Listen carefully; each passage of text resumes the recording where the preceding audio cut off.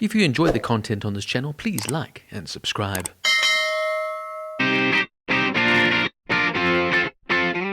Gladiator is a 1992 American sports drama film directed by Rowdy Herrington, starring Cuba Gooding Jr., James Marshall, Brian Dennehy, and Robert Loggia. The film tells the story of two teenagers trapped in the world of illegal underground boxing. One is fighting to pay off gambling debts accumulated by his father. The second is fighting for the money to get out of the ghetto. While being exploited by a boxing promoter, the two teens become friends.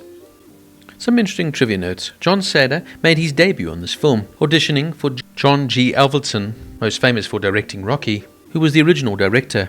He was later called back for a screen test by Rowdy Herrington and was ultimately cast. He enjoyed working with Herrington, calling him a passionate director. The soundtrack contained a blend of hip-hop and rock music and was released on February 25, 1992 by Columbia Records. It failed to make the Billboard charts, but Warren's cover of We Will Rock You, originally done by Queen, was a minor hit on the Billboard Hot 100, peaking at number 83. The soundtrack also contained the last appearance by the rap group Third Base, a hip-hop group most notable for being interracial. They would be dissolved in 1994. Jerry Goldsmith's unused score was released by Entrada Records in 2013, but none of Brad Fiddel's retained score appears on the 1992 album.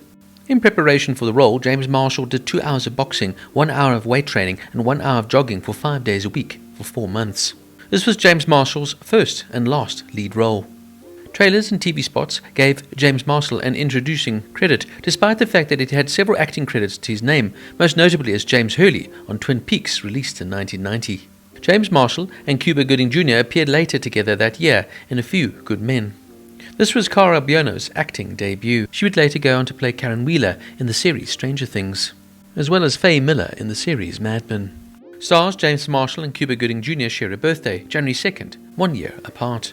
The school building they used to shoot some of the exterior shots was William McKinley High School in Chicago, Illinois. Walt Disney attended McKinley High for a short period from 1917 to 1918 and worked on the school's newspaper as a cartoonist before dropping out at the age of 16 to join the United States Army. Because he was too young, the US Army did not accept him, so he joined the Red Cross instead. In the diner scene where Pappy gets Tommy to agree to the amateur bout, Tommy alludes to winning the Golden Gloves back in Bridgeport. Brian Dennehy was actually born in the town of Bridgeport, Connecticut. Now, firstly, when I came across this film, I saw it was called Gladiator. I immediately thought it was the 2000 Roman epic starring Russell Crowe. Instead, it's a little-known film released in 1992, starring well-known actors the late Brian Dennehy and the very controversial Cuba Gooding Jr., and James Marshall, who I'd recognized from Twin Peaks, but who really hasn't had much of a major career. The film pulled me in initially as I thought it would be about a young man here, namely Tommy Riley, who is now having to adapt to living on the south side of Chicago, a notoriously rough neighborhood. This is after the loss of his mom from cancer and his dad gaining huge gambling debts. The film seemed dark, gritty, intense, and more about this young man now adapting to the gangster environment and finding his way through the underground fight scene. Instead, though, this film seems to be a 90s film trapped in the 80s. The film also has a very inconsistent tone and sometimes struggles with balancing its darker themes with more uplifting moments, leading to a somewhat uneven viewing experience. I don't think it could decide whether it wanted to be a film about the ghetto or just a normal sports drama piece. And what starts off as a very introspective and interesting film really just follows a sort of familiar underdog narrative, and the plot becomes very predictable sooner than later. There's also some very cliched character archetypes here. Some of the characters really feel so similar to some of the archetypes that you see in sports dramas, such as the corrupt coach and the tough, determined protagonist. And the film also plays into some race-specific stereotypes. I mean, some positives are that the film touches on social and economic issues faced by the inner-city youth, giving it a sort of grounded, relatable edge. But I just feel the character here, played by James Marshall, Tommy Riley, is just too good of a guy. And the character is somewhat bland and one-dimensional, and James Marshall doesn't really add much acting depth. He has got a sort of strange charisma to him, though, and is appealing as the lead man, but maybe just lacks the emotional range.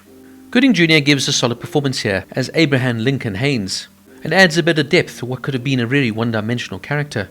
I also thought Brian Dennehy does a good job here as the main protagonist, Jimmy Horn.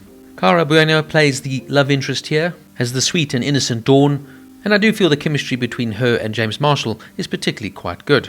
And I also enjoyed the performance here from the late Ossie Davis as Noah, who plays Tommy's corner man and gives him good advice.